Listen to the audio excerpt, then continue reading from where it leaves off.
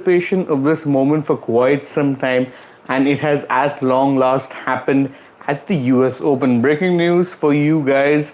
Well, Novak Djokovic has at long last become the first male player to have gotten to the mark of 24 Grand Slam victories.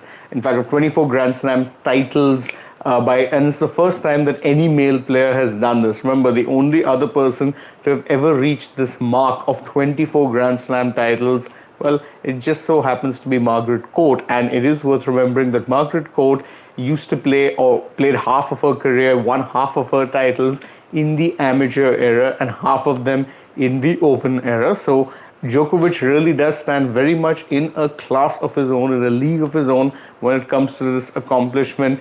And he's, of course, remember, the first male player to have done it and the only person to have done it in the open era entirely, where, of course, remember, you weren't playing just amateurs. So massive accomplishment really for Djokovic. But, of course, in true Djokovic style, he made this particular, let's say, victory look very, very easy indeed. It wasn't some sort of, let's say, at least in the case of the US Open final, this wasn't one of those things where he was really made to work hard for it. In fact, yes, you can argue that he did work hard for it in the sense that it wasn't, Daniel Medvedev actually fought hard. I'll give him some credit. But at the end, the scoreline reads a simple, three-set, victory for, let's say, Djokovic in this particular match.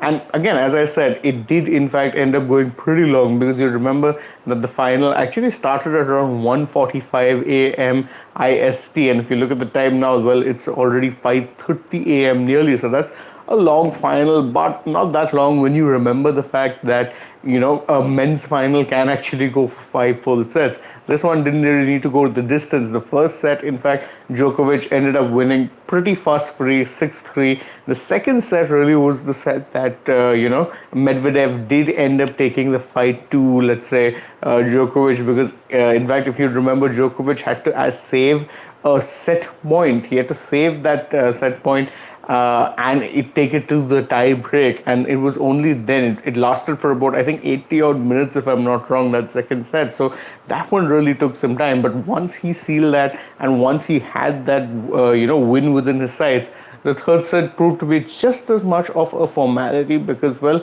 he ended up actually winning that 6-3 as well. And in the process, that means Djokovic has made history. In fact, if you remember, the last time these two players actually faced off in a final, it was 2 years back, incidentally, in the US Open when they faced off. And, in fact, at that point, it was incidentally Medvedev who ended up winning on straight sets. And in fact, that was the one time where, in 2021, really, were one of two times, really, when Djokovic was made to look human, because he ended up winning, or ended up losing, rather, at that point in time in straight sets against Daniel Medvedev. I think that victory, which is, of course, it remains Medvedev's only Grand Slam title win up until this point, is what gave people, including me for that matter, a little bit of hope that maybe, just maybe, he could have pulled off a bit of an upset today, but nothing of the sort. It was, in fact, Djokovic just doing Djokovic things, steamrolling the opposition and writing history.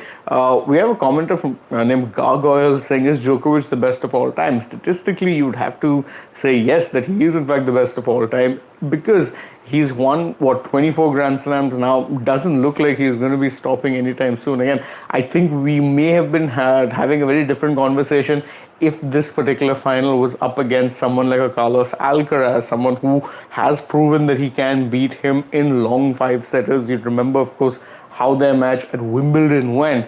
But once Alcaraz was out in the semis, I think we all knew that Djokovic was definitely the final. I mean, that's not to say he wouldn't have been starting a favorite against someone like an Alcaraz, but I think Alcaraz and him would be a more 50-50 battle. And that's to take nothing away from Medvedev. But I think the Medvedev of 2023 is not quite the same as the Medvedev of 2021. Regardless, now Djokovic does in fact sit very much in a league of his own.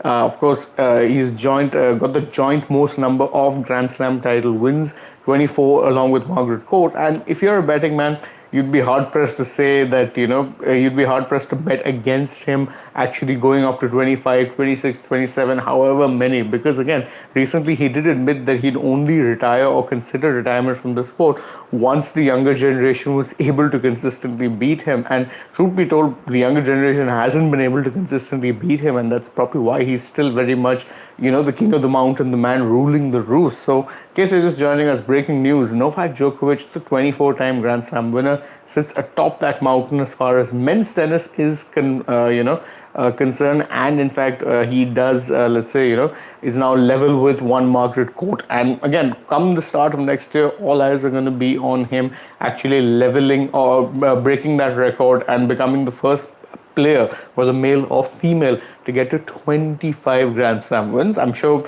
that milestone isn't too far away at this point, but so congratulations to Novak Djokovic. What a win indeed. Dominance personified, and he continues to prove that, age very much just a number. He's someone most people thought at this point would be done with his career, but well, he's still going very, very strong. And as I said, come next tennis season, you'd be hard pressed to find anyone saying that, he can't be winning another Grand Slam. So that's it from us for this breaking news update. Thank you guys so much for joining us. Again, if you enjoyed this video, please don't forget, like, share, subscribe, tap that bell icon, and leave us a comment. What are your thoughts on Djokovic's dominance? Also, don't forget to follow us on social media. We're on Instagram, Twitter, and Facebook. Don't forget to download the Sports app. And if you're already on the channel, go right ahead, check out some other videos we've done. But now, though, from my side, it's goodbye. But stay tuned. We have plenty more coming your way through the day.